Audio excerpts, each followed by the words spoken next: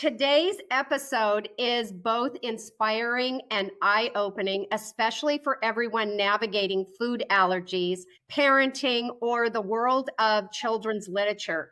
We're joined by Erin Sherry, educator, mom, and author of Alpha Gal Gal Takes on the World, a picture book that transforms a life-changing allergy diagnosis into a superhero story. I can't wait to find out more about this. Erin didn't just face Alpha Gal syndrome. She turned it into a mission to educate, empower, and inspire young readers. I'm your host, JoAnn Dickinson, and let's jump right in, Erin. Tell us a little bit about yourself, about the syndrome.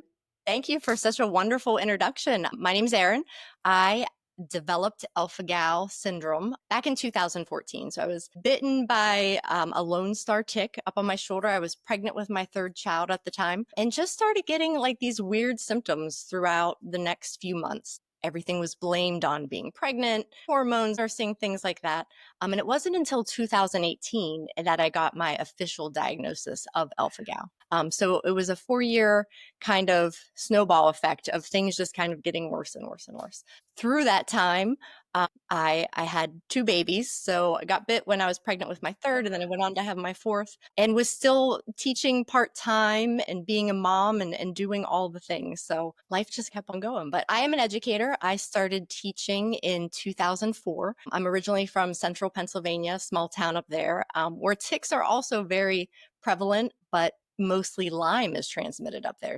I was very knowledgeable about Lyme disease, but then moving here to Virginia wasn't as prevalent. It definitely is here, but you didn't hear about it as often as I did in Pennsylvania. I wasn't aware of alpha-gal until 2018. That is very unique. I had never heard about it until I saw your book and the story behind it. Even ticks, because we don't have very many here in California, didn't realize and understand about the deer related to having ticks. Share with us your path about the 4-year process, Erin, just to give everyone an idea what kind of testing you had to find out about this.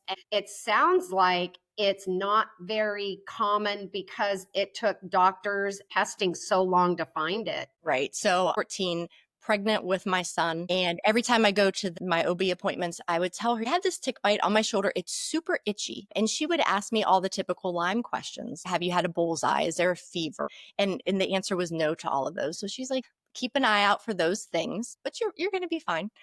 Had my baby, nursing, doing all the stuff. And I was achy. My joints were achy. I would get winded very easily. And just my stomach wouldn't feel good after eating mammal products, but didn't make that correlation. So went on, got pregnant with my fourth child, and things started to spiral after him. After having him, I would eat something and I would just feel horrible. That's when I finally said, okay, I need to go see a doctor and see what's going on. And they ran all sorts of tests on me. We did blood work. We did all sorts of screening. And basically they came back and said, we don't see anything wrong. You must have IBS. So try a low FODMAP diet and that should help you. So I got on some support boards about this low FODMAP diet. And in that time, my husband comes home from work and says, hey, someone at work has this thing called alpha-gal. It sounds like what you have. And at that time, I had heard bits and pieces about alpha-gal, but it was mostly people having anaphylaxis. So they would eat mammal, 6 hours later, go into anaphylactic shock. And that wasn't me. Or they'd break out in hives, and I had no hives. I just had GI symptoms. So I was like, no, that's not me. I'm not having any of those classic symptoms that you typically see. So I ignored my husband. Most of us tend to do, right? Until a few months later, someone on the FODMAP support group I was in said, this sounds a lot like this thing called alpha-gal. So when I went to my doctor, luckily they were very much like, sure, we can test you for that. And sure enough, that's what it was. The knowledge on alpha-gal just wasn't really out there at that point. There were few doctors that knew about it. Luckily, I live very close to UVA down in Charlottesville, Virginia, and that's where Dr. Platzmill is. And he is one of the main guys for alpha-gal that actually put the connection together years ago of what this allergy really is. Wow. You had mentioned beef and different type of mammal meats. Does it act like an allergy to animal meat. That's interesting. And then I saw on your website Epstein-Barr syndrome. Are they connected? Aren't connected. Epstein-Barr. So I was diagnosed in 2018. I have 4 kids. I'm a teacher, mom, doing all the things. And last year, just completely exhausted, so tired. Now I am in my mid 40s, so maybe this is just the changes that start to happen. But Yeah. it would be to the point I'd be lying on the kitchen floor, just Wow. exhausted. When I went to my doctor, my family doctor, luckily she was knowledgeable about this and tested me for Epstein-Barr virus. And sure enough, I've been much better this year, definitely having the energy again. But that's the thing that I'd never heard about either. That's interesting. So you said that you're feeling better now, but it started in 2014, diagnosed and seen. Did it take a couple years for you to start feeling better? Did they give you medication or just completely diet, controlled by diet? Yep. So completely diet. I have removed all mammal from my diet. So no cheeses, no butter, no milk, no beef, no pork. I eat a lot of chicken, a lot of fish. Luckily, the vegan movement has grown and there's been a lot of great vegan options that are out there. There's some decent vegan cheeses that are now available Hmm.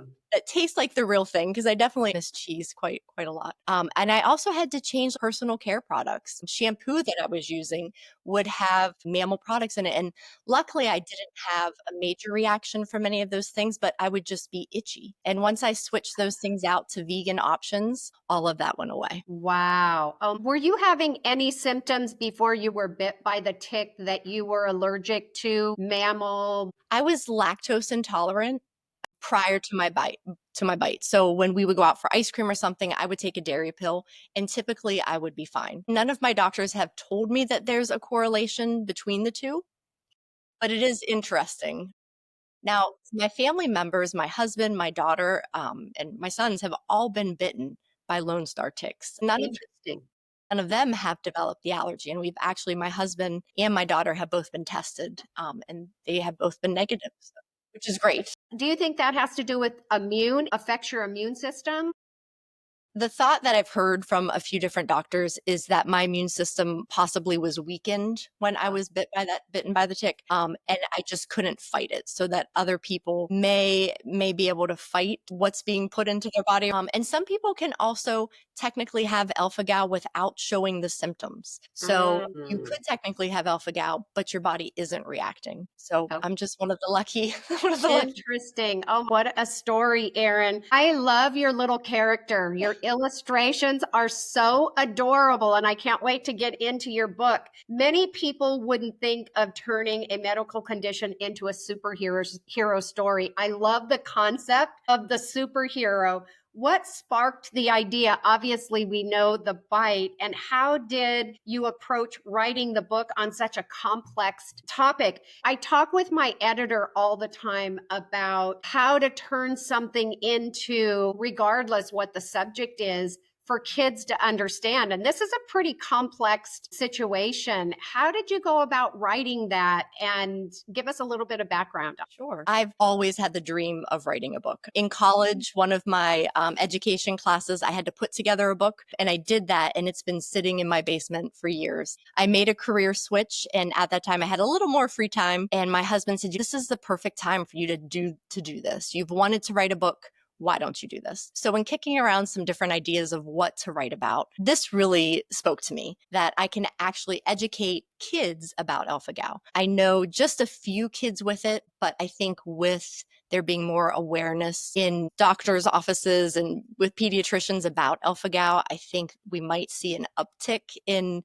diagnosing of kids with alpha gal. I wanted there to be something for them. My own kids have learned a lot in this process because our diet has completely changed. And Mm. so they've learned a lot about alpha gal, whether they have wanted to or not. But I have found myself explaining this to many people. And I think as an early educator, early elementary educator, explaining things to kids is kind of my thing. So Okay.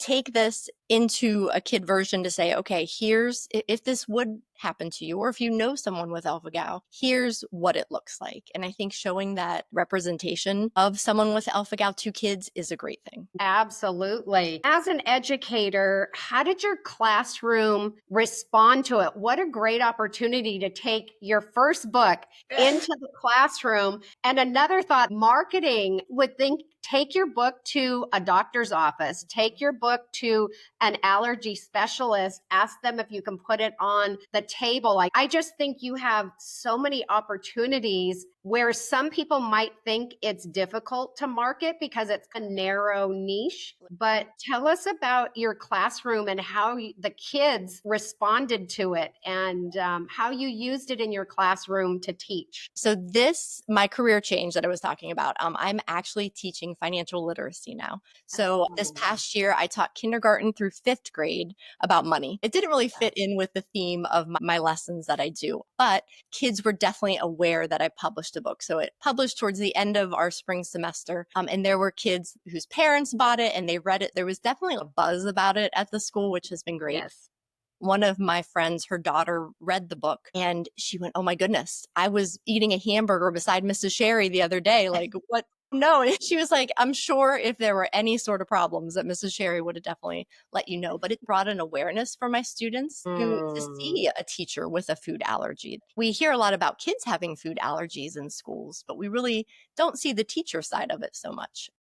So that's been really great. And on the marketing piece, being an educator, writing, things like that have always been my thing. But the marketing piece is definitely new. That's the part where I'm like, okay, let me try to figure this out. And putting myself out there, not in front of just my classroom of kids, has been sometimes a challenge, but I'm doing the best I can, one foot in front of the other. My own children's pediatrician ordered some copies, and when we go in, he has some there, which are great. And I know he's passing some out to any kids that do have alpha gal. I do have an Instagram. I've been pushing it on there, obviously, for people that follow me typically that have Instagram, have alpha gal. And there's some Facebook support groups that alpha gal has across the board that has marketing opportunities there. Do But you have your own Facebook group, Alpha Gal? it's interesting you say that. It's a possibility. There's a lot of groups out there, and there's kind of your main groups, and then there's ones that are based on locality. And we do have one for Virginia, and there's a few of us here in our local area that we're trying to get together to meet up. And we've talked about just starting our own little page. Then we could meet up and go out to dinner together and do some alpha gal safe things. I was referring to a Facebook group, Alpha Gal Syndrome, or maybe even broaden it in health and food allergies, or the whole concept of Alpha Gal Syndrome. Create your own Facebook group and bring people into that just to make it more aware. I have a STEM Facebook group, and I post different things for teachers and parents learning about STEM. But I would think this would be a great opportunity to create it. I like that idea. And I'm actually working with the two alpha gals who are here, and we're talking about different ways at conferences and things like that, just where we can put this book. So having a group like that, I think would be great. Absolutely. And your background sounds like finance. You're teaching finance. So Is that for older kids in school? I work for a nonprofit. Okay.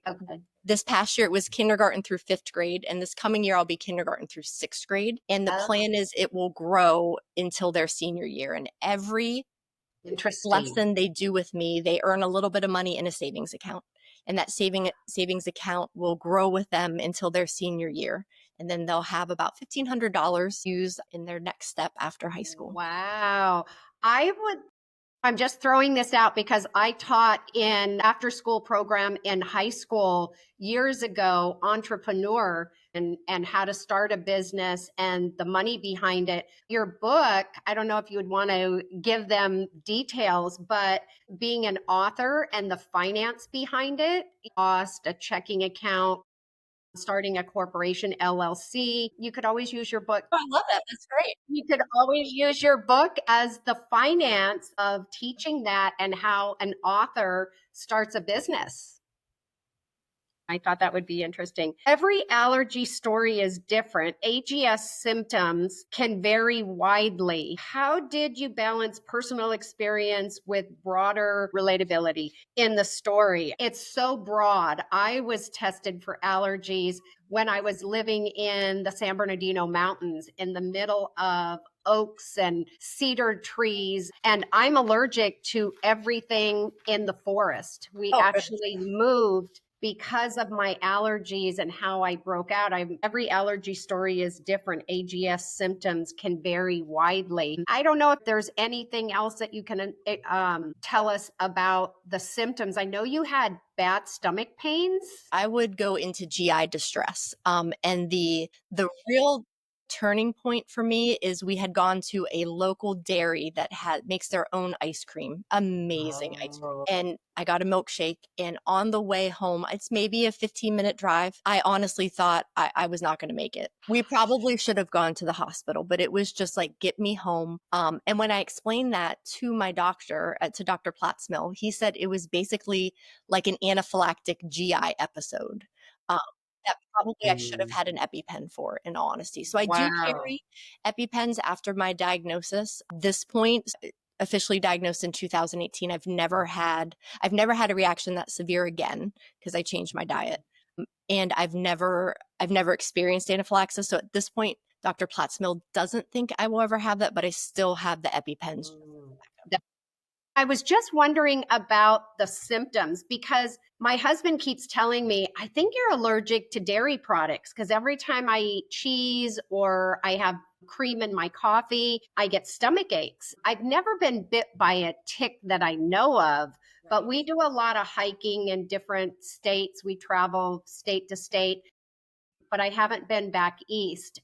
I think it's more dairy, but I was curious about the extreme symptoms that you have. That's very serious. It is. And unfortunately, what makes the diagnosis hard is that so many of us react so differently. A friend of mine, his reaction was just hives. So he would eat pork. He'd break out in hives, a couple hours, it would go away. And his alpha gal actually went into remission. So alpha gal can go into remission for some people. They don't like to say that it really just went away because you could get another tick bite, it could come back. But all of us react differently. Some of us react to fumes. If you're near a grill that someone is grilling burgers, you could Oh, have a wow. reaction from that. Absolutely. Wow. That's what I was going to ask. If a child had gotten bit, do they grow out of it? Can you grow out of it? Or is it something like a virus that stays in your body for a long period of time? Well, it seems that they don't like to say it goes away, that it goes into remission. If you go into remission, if you feel comfortable introducing some of those foods back in, you can. A lot of people in the alpha gal community don't, especially if they've had anaphylactic reactions in the past. There's some that go completely vegan. I've had it for so long now that I don't think mine is going to go into remission. I can handle some cross contamination. I don't have the major reactions like I did that day with the milkshake. I've also found it's kind of like a bucket. And when that bucket is full, it's going to dump. So as long as I keep my bucket low, my body, I can handle it. But that makes the diagnosis hard, is that it's not just the set you have, because like I thought originally, I don't have anaphylactic reactions. I don't have hives. I don't have alpha gal, but mine don't present that way. So a lot of people, Interesting. the GI doctors, are becoming more knowledgeable about this, being able to test for alpha gal to see if that's the cause of the IBS. So much information to learn today. Let's talk about your publishing process. I want to see the inside of your book. I took a peek on Amazon, but I just want to see. She is so cute. I love the concept of empowering. My Riley, the Young Rocketeer, is kind of like that, empowering young girls. And I love the illustrations. Who's your illustrator, Erin? Her name is Maria Savko, and I actually found her on Fiverr. I would have loved to illustrate this book myself, but it would not look like this. I know.